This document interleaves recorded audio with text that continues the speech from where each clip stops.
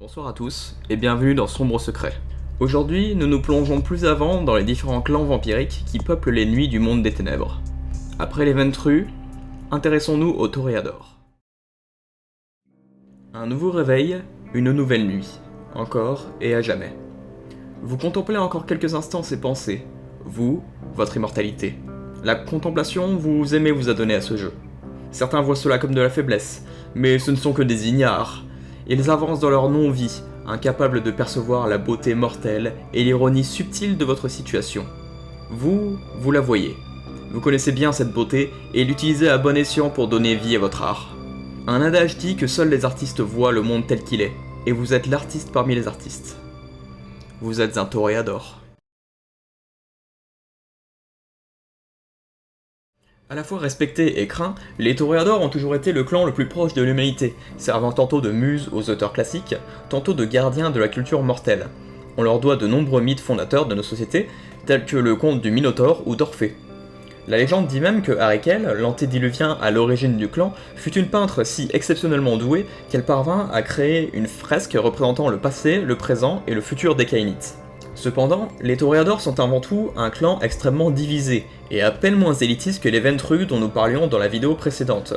De tous les clans vampiriques, les Toréadors sont de loin les plus individualistes, comportement qui provient directement de leur fascination pour ce qu'ils considèrent comme de l'art.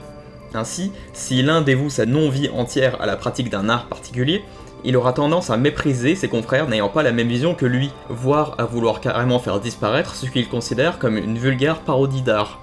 Autant vous dire donc que l'organisation du clan Toréador est des plus chaotiques car extrêmement divisée. Tout ceci n'aura cependant pas empêché le clan d'exercer une influence extrêmement importante sur les civilisations humaines tout au long de son histoire, notamment à l'Antiquité, où les cités grecques étaient leur chasse gardée, ou dans l'Empire romain. Tout le paradoxe de cette influence immense est qu'elle a souvent servi aux membres du clan à créer des guerres entre eux par proxy, en affaiblissant ou en détruisant des sociétés entières au passage. Enfin, les révoltes anarques ouvrirent la voie pour le clan Toréador, qui devint l'un des clans majeurs lors de la création de la Camarilla, ce qui leur assura au passage un futur radieux tout au long de la Renaissance et de l'ère victorienne. Aujourd'hui, les Toréadors disposent encore d'une place de choix au sein de la Camarilla, et donc de la société vampirique, comptant de nombreux princes et disposant probablement du plus grand sens de l'intrigue, tout clan confondu. Mais à l'heure des nuits finales, qui sait si les intrigues suffiront au clan pour garder sa place.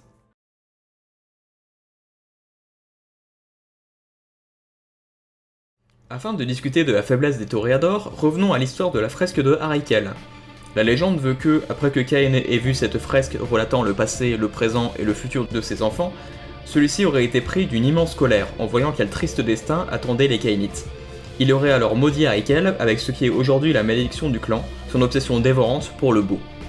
Bien sûr, la définition même du beau dépend de l'appréciation de chaque Toréador, mais celui-ci sera tellement obsédé par la perfection qu'il pourrait souffrir physiquement de ne pas être entouré d'un bel environnement, voire totalement se déconnecter de la réalité pendant des minutes ou des heures face à une chose qu'il trouve réellement belle. Ce défaut est plus qu'handicapant pour un Toréador, car elle rythme son quotidien et constitue une réalité exploitable par ses ennemis, pour peu qu'il découvre l'objet de son obsession. Un Toréador devra donc constamment lutter contre soi-même pour éviter que cette obsession ne lui porte préjudice.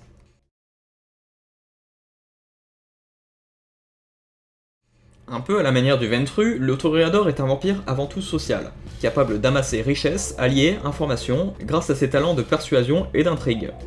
Le Toréador reste cependant beaucoup plus versatile que les sangs bleus, étant plus que capable, lorsqu'il le faut, de se défendre soi-même, que ce soit en manipulant son adversaire ou simplement en lui offrant la mort ultime.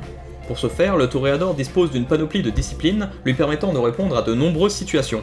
L'Auspex lui permettra de booster ses sens en vue de recueillir différentes informations qu'il n'aurait pas été capable de relever autrement.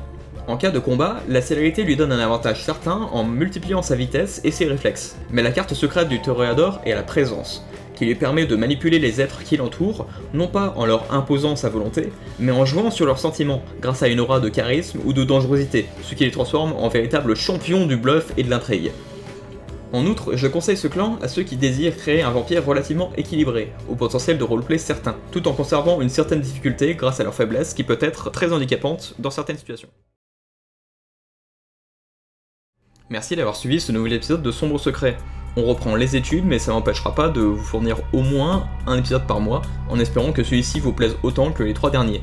Si c'est le cas, je vous enjoins à vous abonner et à liker cette vidéo. Sur ce, chers amis, dormez bien et surtout, fermez bien la porte d'entrée.